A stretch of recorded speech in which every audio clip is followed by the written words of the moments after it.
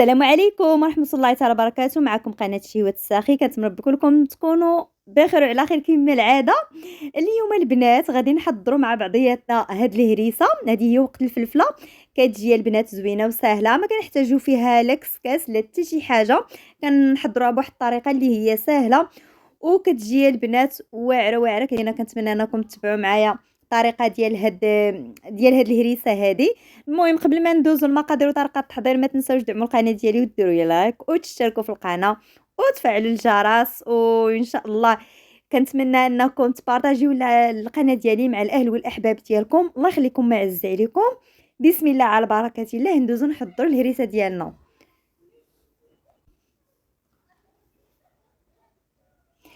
هنا البنات بالنسبه للفلفله انا خديت واحد نص كيلو البنات. صراحه خديتها رخيصه، لقيتها رخيصه وانا ناخذها، قلت علاش لا ما نمشيش ندير الهريسه اللي راه ضروري كتكون عندنا في الدار، كنحتاجوها بزاف ديال الحوايج.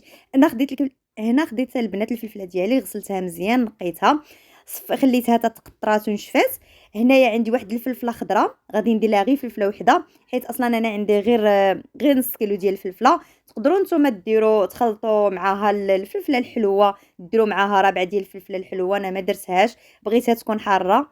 صافي هادشي اللي كاين. هنا البنات غادي نبدا نقي الفلفله ديالي، غادي نحيد ليها داك العرش اللي كيكون فيها، انا ما غاديش نقطعها، غادي ندير لها غير بحال هكا. نتوما المهم تبعوا معايا الطريقه البنات، راه كتجي ساهله البنات، ما كنحتاجوا فيها لا كسكاس لا حتى شي حاجه. هنايا غادي نحاول نقطع الفلفله ديالي كامله، غادي نقيها. والفلفله اللي كتكون طبيعه الحال غليظه كنحيد ليها ديك الزريعه ديالها، واللي كتكون رقيقه ما كنحيد ليها لا زريعه لا والو، حيت الزريعه ديالها اصلا كتكون رقيقه. اما ديك الفلفله الغليظه ملي كنخليو فيها ديك الزريعه كيكون داكشي كيجينا حار بزاف. المهم هنايا البنات كنحيدوا ليه كاع دوك العروش اللي كيكونوا فيهم. ها نتوما كما كتشوفوا معايا، بحال دابا هادي البنات غليظه، انا حيدت ليه ديك الزريعه ديالها، ودوك الصغيورين كنخلي فيهم الزريعه ديالهم. سمحوا لي البنات، ما عرفت مالي اليوم غير تالفه. هنا البنات هاد الفلفله الحلوه غادي نقطعها كما كتشوفوا معايا. صافي هنا البنات غادي نجيب هاد الفلفله، غادي نديرها البنات في الكوكوط، فغادي نديرها في الكوكوط ديالي، غادي نديروا ليها تقريبا واحد نص كاس ديال الماء. ها نتوما كما كتشوفوا معايا غادي نسد عليها، نخليها تقريبا حتى كطيب، ونقصوا البوطه البنات كما كنطيبوا الكيكه في الكوكوط، عقلتوا عليها، كنطيبوها وكنقصوا البوطه، كنخليوها بحال الشمعه، كنخليو هذه الفلفله ديالنا حتى كطيب مزيان، كنصفيوها. وها نتوما كديروها في الهاشوار، من الاحسن البنات كديروها في الهاشوار، راه دغيا كتطحن. مازال هاد الميكسور خصنا نبقاو نقلبوها بالمعلقه حتى كتطحن لينا، ولكن من الاحسن طحنوها في الهاشوار. راه انا ما عنديش الهاشوار، طحنتها غير في هاد الكاس. صافي البنات هنا كما كتشوفوا معايا راه طابت وهرات، يعني دغيا كتطحن البنات، ما كتشدش لينا الوقت بزاف، يعني بلا كسكس بلا حتى شي حاجه، وكتجي البنات زوينه بزاف. هنا عندي واحد المعلقه ديال القزبر، غادي نديروا ليها واحد المعلقه ديال التحميره، معلقه كبيره ديال التحميره، وغادي نديروا واحد المعلقه ديال الكمون. هانتوما شوفوا معايا الطريقه، هاد الطريقه البنات صدقوني ديروها، راه غادي تجيكم زوينه بزاف وغتجي سهله مهله. صافي غادي ندير واحد المعلقه كبيره ديال الملحه.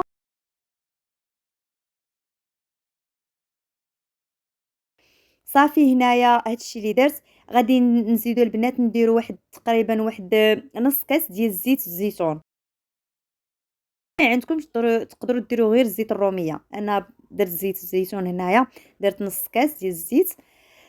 هنا البنات غادي ندير واحد جوج الفصوص ديال الثوم او ثلاثه، غادي نطحنهم معاها. هنايا البنات عندي هاد الحامض هذا كناخذو كنحطو في الفريغو، ملي كنجبدوه كنخليوه حتى كيرطاب، كيجينا بحال داك الحامض المصير. هنا غادي ندير واحد الحامضه كبيره ديال الحامض. نتوما تقدروا ديروا عصير حامضه تقريبا. صافي كما كتشوفوا معايا انا غادي ندير واحد حامضه كبيره، راه دغيا البنات كنحيدوا ليها داك اللب ديالها، هي اللي غنطحن مع ديك الفلفله. وتقدروا نتوما ديروا 2 حامضات ولا ديروا غير حامض عادي البنات وتعصروه وديروا عصير د الحامض كاع الا ما درتوش في الثلاجة. صافي غادي نمشي البنات نطحن هذاك الشيء كامل حتى كيطحن مزيان. ها نتوما كما كتشوفوا معايا، ها نتوما البنات غادي نضيف داك الحامض على هاد الفلفله وعلى هاد الشيء كامل اللي درنا، غادي نمشي نطحن الخليط ديالي مزيان. بعد ما طحنت الخليط ديال البنات ها نتوما كما كتشوفوا غادي نخوي في هاد الكاسرونه هادي. راه البنات واخا اللون ديالها كيبان لكم هكا باهت، راه غير كنحطوها فوق البوطه كيتبدل اللون ديالها كتولي غامقه. صافي غادي نخليها وغادي نديها نطيبها، غادي نديها فوق البوطه نقصوا البوطه نخليوها تقريبا واحد 10 ديال الدقائق ونبقاو نقلبوا فيها حتى كطيب.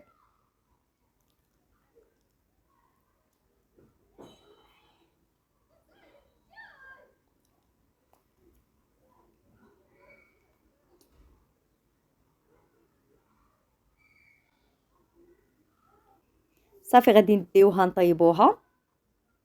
هنا البنات كتشوفوا معايا الهريسه ديالي ملي كطيب كي كتكون، ها نتوما راه كتكون البنات حمراء وكتكون غامقه وكتنجح وكتجينا واحد الهريسه اللي هي البنات زوينه بزاف ورائعه. كنتمنى انكم تجربوها وتردوا عليا الخبر. صدقوني البنات كتجي بنينه بنينه بزاف. بالنسبه للبنات الملح تقدروا ديروا معلقه كبيره ديال الملحه حيت ديك الملوحه راه كتجي زوينه في الهريسه وكتنقص لينا هذاك الحار. وصافي هادشي اللي كاين. ها نتوما الهريسه ديالي كي كتجي رائعه البنات جربوها وت... وتصدق لكم ان شاء الله.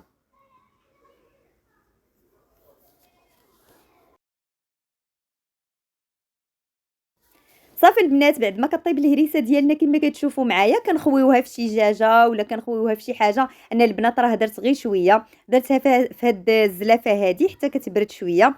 غادي نديرها في شي سوبيره ونحطها في المجمد. انا كنحطها في المجمد كل مره كنجبد فيها شويه. نتوما تقدروا ديروها في القرعي ديال الدجاج وتعقموهم ديروهم في الماء سخون حتى كيتعقموا مزيان وكتديروا فيهم هاد الهريسه. بالنسبه لي دار هريسه كثيره، انا راه درتها البنات غير شويه كندير غير شويه بشويه صافي. ولكن الا بغيتو تخزنوها وتبقى عندكم شحال كتكثروها كما قلت لكم كديروها في القرعي ديال الدجاج كتسدوا عليهم.